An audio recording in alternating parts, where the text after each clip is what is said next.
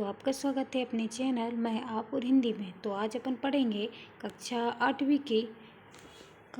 आठवीं का पाठ 3 जिसका नाम है मध्य प्रदेश की संगीत विरासत। तो इसमें आशा करती हूँ कि आप लोगों ने पाठ अच्छे से पढ़ा होगा। तो यहाँ पर हैं बहुविकल्प प्रश्न से अपन लोग शुरू करते हैं। तो पहला प्रश्न है, भारतीय संस्कृति की आत्मा किसे कहा गया है? ऑप्शन ए है धन को, दूसरा स्वास्थ्य को, तीसरा संगीत को, चौथा राजा को। तो यहाँ पर रहेगा ऑप्शन नंबर सी नंबर का संगीत, जो कि अपना सही आंसर है।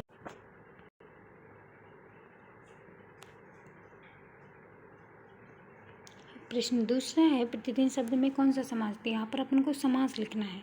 तो यहाँ पर ए नंबर में तत्पुरुष समास, बी नंबर में अव्ययी भाव, सी नंबर में द्वंद्व समास, डी नंबर में कर्मधारय समास। तो यहाँ पर ऑप्शन नंबर बी जो कि सही रहेगा, अव्ययी भाव समास। यहाँ पर प्रतिदिन है, देखो यहाँ अव्ययी यानी अवयव जो कभी नहीं बदलते या कभी नहीं चेंज होते। तो प्रतिदिन, प्रति अलग कर दो, दिन अलग कर दो, तो प्रति है जो ऐसा एक शब्द है या अवयव है जो कभी नहीं बदलता। तो यहाँ पर आंसर सही रहेगा कौन सा नंबर का? ऑप्शन नंबर बी, अव्ययी भाव समास। प्रश्न तीसरा है, भारत रत्न लता मंगेशकर को स्वर कोकिला कहा जाता है क्योंकि वे अच्छी नृत्यांगना थी, बी नंबर का सुरीली गायिका थी, सी नंबर का दक्ष चित्रकार थी, डी नंबर का प्रसिद्ध लेखिका थी। तो यहाँ पर बी नंबर का सही आंसर रहेगा, बी नंबर का सुरीली गायिका थी।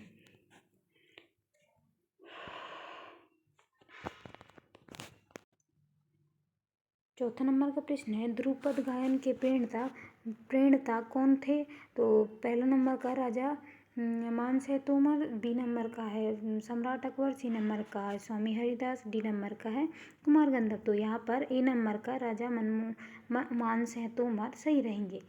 तो प्रश्न पांचवा है, मालवी गीतों को राग दरबारी ढंग से गाने वाले गायक कौन है? तो ए नंबर का बैरजू बावरा, सिद्धराम कोमकली, सी नंबर का तानसेन, डी नंबर का स्वामी हरिदास। तो यहाँ पर अपना उत्तर रहेगा बी नंबर का सिद्धराम कोमकली। फिर आ जाते हैं रिक्त स्थान। तो प्रश्न छठवा है, खालिस्तान ने दीपक राग की साधना की और दीप जल उठे। तो दीपक राग की जो साधना है वो किसने की थी? तानसेन ने। तो यहाँ पर तानसेन ने दीपक राग की साधना की और दीपक क्या हो गए? जल उठे।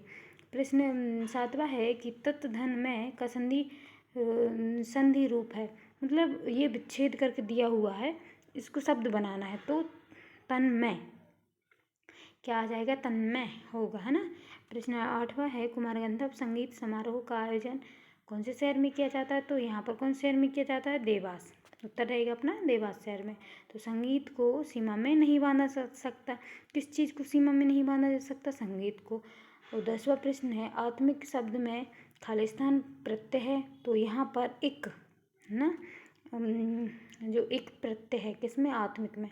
अति लघु उत्तरीय प्रश्न में आ जाते हैं। पहला प्रश्न 11वां प्रश्न है, समाधि स्थल और रागनी शब्दों का समास विग्रह कीजिए। तो यहाँ पर उत्तर रहेगा, समाधि स्थल को अपन लिखेंगे समाधि का है जो स्थल या समाधि का स्थल। फिर बी नंबर का है राग रागनी, तो राग और रागनी।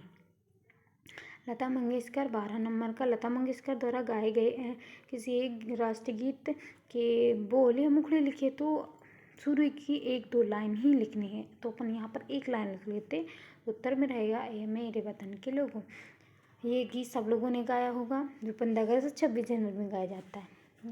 प्रश्न 13वां है, बादशाह अकबर ने तानसेन से क्या हट की थी? तो उत्तर रहेगा संगीत का प्रभाव दिखाने व दीपक राग गाने की हट की थी बादशाह अकबर ने तानसेन से, है ना। प्रश्न 14वां रहेगा, उस्ताद अलाउद्दीन खां क्यों प्रसिद्ध हैं? तो उत्तर रहेगा मेहर की शारदा भवानी का पुण्य तीर्थ उनके सरोद वादक से संगीत का तीर्थ हो गया। सरोद वादक के लिए मैंने कहा उस्ताद अलाउद्दीन खां प्रसिद्ध हैं। प्रश्न 15वां रहेगा, लघुत्तरी का किन्हीं 5 वाद्य यंत्रों के नाम लिखिए। इनमें से किसी एक वाद्य यंत्र को बजाने वाले प्रसिद्ध संगीतकार के नाम वाद्य यंत्र के सामने लिखिए। तो पहले अपन को लिखना है क्या? जो वाद्य यंत्र उनके नाम, उनके सामने जो बजाते हैं या संगीतकार हैं उनके नाम। तो यहाँ पर पहला है तबला, जिसको बजाते हैं जाकिर हुसैन।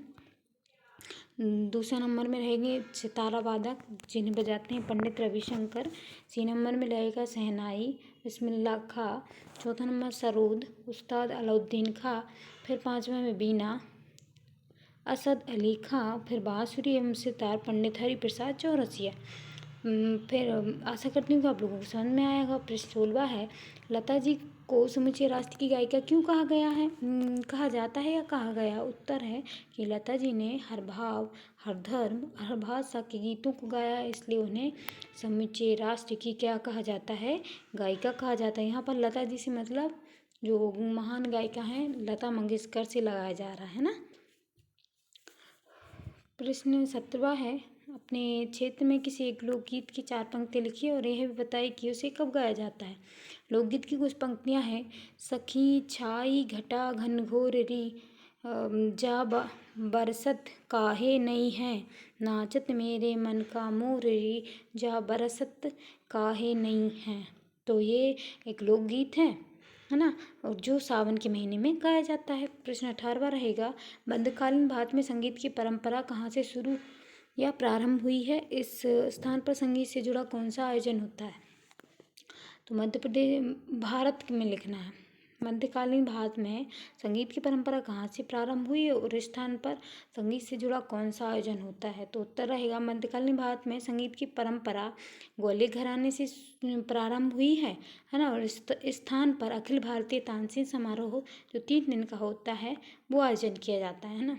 प्रश्न 19वां दीर्घोत्तरीय प्रश्न है कि मानव जीवन से संगीत कैसे जुड़ा है, अपने शब्दों में लिखे। तो अपन अपने मन से भी लिख सकते हैं या इसमें जो दिया है वो भी लिख सकते हैं। तो कहा जाता है कि जिस समाज में कला का स्थान नहीं है वह समाज प्राणहीन हो जाता है। मानव जीवन से संगीत हजारों वर्षों से जुड़ा है। संगीत की महिमा अनंत है। संगीत मानव के सूनेपन को दूर करता है। संगीत की धुन पर हम थिरकने लगते हैं और संगीत में क्या करते हैं, डूब जाते हैं। संगीत को मधुरता हमें मंत्रमुग्ध कर देती है। संगीत हमें आत्म शांति प्रदान करता है। जिस समाज में कुमार गंधर्व जैसे संगीत प्रेमी पैदा हो जाते हैं वह देश धन्य हो जाता है। तो यहाँ पर फिर 20वां क्वेश्चन है, एक और दिया हुआ है कि आप अपने पसंद के किसी एक संगीतकार के बारे में कम से कम 10 लाइनें लिखिए। वैसे तो मुझे तो संगीतकार में लता मंगेशकर बहुत पसंद है, तो मैं उनके बारे में लिखूँ। खैर आप भी लिख सकते हो उनके बारे में। तो पहला पॉइंट है कि लता जी भारत की सबसे लोकप्रिय गायिका थी, और दूसरा है लता जी को समूचे राष्ट्र की गायिका माना जाता है। तीसरा है लता जी के गले में सरस्वती विराजमान मानी जाती हैं क्योंकि वो बहुत अच्छा गाती थी। चौथा है लता जी को स्वर कोकिला कहा जाता है ना। 5वां है लता जी ने अनेक भाषाओं में गाने गाए हैं। 6वां है लता जी को कई राष्ट्रीय पुरस्कार भी मिले हैं। लता जी को 7वां है लता जी को सर्वोच्च नागरिक सम्मान भारत रत्न जिसे हम बोलते हैं उससे सम्मानित किया गया था, कब, 2001 में। 8वां है लता जी ने 30,000 से अधिक गाने गाए हैं। 9वां है लता जी का जन्म 28 सितंबर 1929 को इंदौर मध्य प्रदेश में हुआ है। फिर 10वां है इनका निधन 6 फरवरी 2022 को हुआ है, कहाँ, मुंबई में। लता मंगेशकर जी आज भी हमारे दिलों में जीवित है। इतिहास में उनका नाम कैसा रहेगा, अमर रहेगा। तो आशा करती हूँ कि आपको पार्ट 3 मध्य प्रदेश की संगीत विरासत जो कि मध्य प्रदेश के कुछ संगीतकारों के बारे में बताया गया है वो पसंद आया होगा। चैनल को सब्सक्राइब करें, लाइक करें, कमेंट करें। Thank you so much.